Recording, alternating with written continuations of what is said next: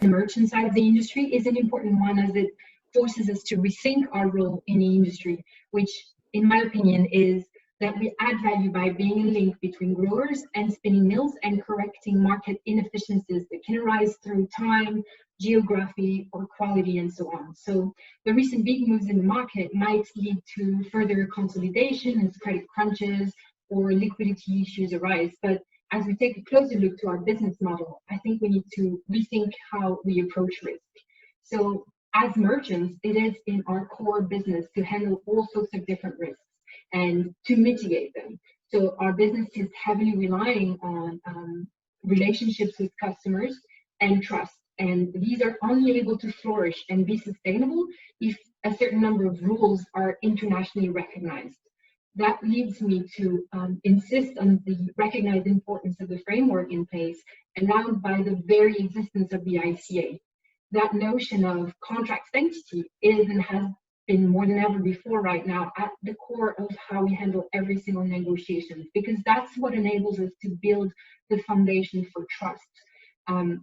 And trust is important in a system, and that means that if something goes wrong or two parties cannot find a way of settling an issue, then they know that there will be an independent party and a chance for recourse. So I think by this conversation, we can all recognize that the value chain in cotton globally is extremely complex and segmented. And once something like a retailer cancels orders unilaterally, and that has happened, not every single retailer do it, but some do, and it has a knock-on effects on ramifications on the entire supply chain. So what that crisis is exposing right here is that there is a much stronger contractual structure at the top of the value chain than at the bottom.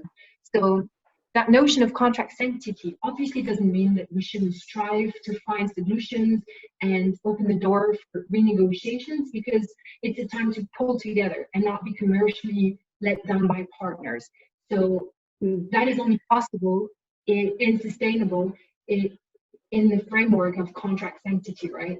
Yes, that's right. And I think also it speaks to, you know, from the merchants sector of the industry, you're taking risk with the grower in the forward market, and you're operating and selling in the forward market, and you're creating that that ability to, you know, be more dynamic.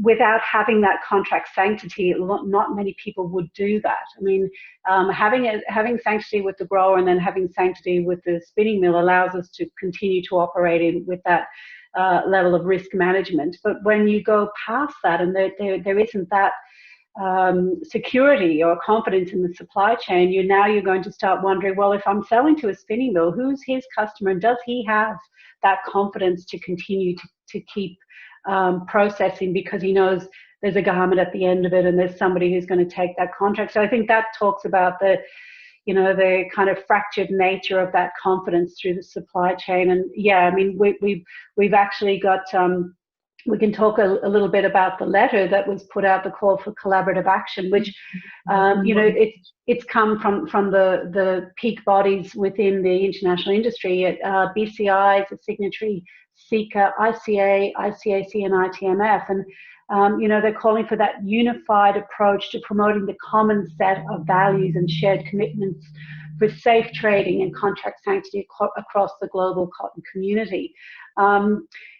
Did you want me to talk through that a little bit, or did you want to have a look at that letter yourself? I think it's a very important message that needs to be promoted to continue to respect the trade rules that govern the sector. So it is an important message, and that I think is the basis to see a sustainable recovery in the industry and a return to demand over the long term. So. Yeah, and I think we're all having to look at it again in not just our part of the business, but right through. And I think that's why this call for action has been quite important, because I think we all believe that the principles around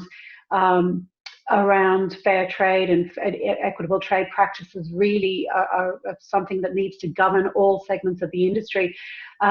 We obviously, through this letter, they're acknowledging that the demand resulting from COVID-19 has dropped off. Preventative measures that are being applied throughout the world affects cotton and textile sectors from end to end in the supply chain. And it is essential for each trading partner to be mindful of each other's positions. And we have to strive to find, as you said, mutual agreements and keep in mind the shared commitments to the long-term health of the international cotton and textile trade, and the principles of fair trade and equitable trading practices on which it's actually been built. So we encourage, through our signatory to this letter, we encourage that all those engaged in the cotton and textile value chains jointly and collaboratively commit to take actions that are considered and designed to contribute to the recovery of the cotton and textile sectors in the 2021 and beyond, to communicate, collaborate, and be responsive to the needs of the counterparties, continue to respect the trade rules that govern sectors, recognize and publicize positive behaviors, identify and call out negative, counterproductive commercial behaviors. Basically, a strong sense of community in the cotton and textile world will continue to be a source of strength, and the constraints that we're currently facing will pass, and many of the freedoms that we're used to are likely to return before too long, hopefully, and that we have the confidence in the future of our industry. I think that's quite critical, that all parts of the supply chain contemplate that and work together to that end. Great.